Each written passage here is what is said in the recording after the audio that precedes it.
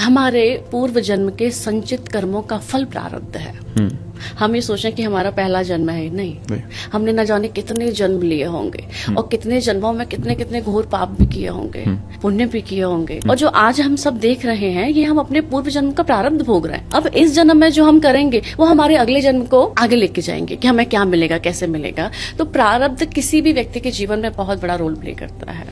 लेकिन अगर कोई आज दुख भोग रहा है और हम मानते हैं कि मान लेते प्रारब्ध उसका यही है पिछले कर्मों का, तो वो उसको न्यूट्रलाइज कैसे करे, आज इसी जन्म में बेहतर कैसे करे? रामचरितमानस की अगर मैं बात करूं तो बाबा गोस्वामी एक बहुत सुंदर बात कहते हैं कि को न काऊ सुख दुख कर दाता, निज कृत कर्म भोग सब भ्राता। और ये कर्मों का एक ऐसा बंधन है, कर्मों का एक ऐसा भोग है कि इसे भोगना ही पड़ेगा। स्वयं परमात्मा भी बहुत विवश है, वो आपके भोग को काट नहीं सकते। अगर काट भी देंगे तो पुनः आपको जन्म लेके फिर भोगना पड़ेगा।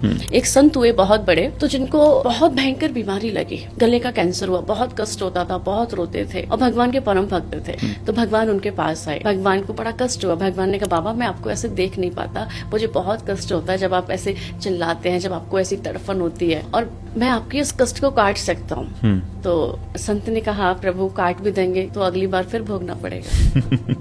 प्रभु बोले ये तो है, भगवान भी इस चीज के आगे विवश हैं। विधि के विधान में प्रभु भी कोई व्यवधान नहीं डालते। हमने जो किया है आज हम ये सोचें कि इतना हम भक्ति करते हैं, भजन करते हैं, प्रभु की शरण में रहते हैं। अब प्रेमानंद बाबा का अगर हम उदाहरण लें तो प्रेमानंद बाबा ने इस जन्म में क्या ही किया होगा। लेकिन आज देखिए ना बाबा कितने कष्ट में है, इतनी भयंकर बीमारी से जूझ रहे हैं, एक गिलास पानी भी ढंग से पी नहीं पाते हैं। तो ये सब प्रारब्ध का खेल है। डोंगरे जी महाराज हुए, बहुत बड़े कथावाचक हुए, भारत के सुखदेव जी का अवतार उनको कहा जाता था। गले का कैंसर था उनको, पूरा जीवन भक्ति किया, पूरे जीवन साधना करी, लेकिन शारीरिक कष्ट को भोगा। तो ये जो चीजें हैं, 3 प्रकार के ताप होते हैं, दैहिक, दैविक, भौतिक तापा। और ये तीनों प्रकार के तापों को हमें भोगना ही पड़ता है। कोई भक्ति, कोई साधना आपको आपके कर्मों के भोग से नहीं बचा सकती।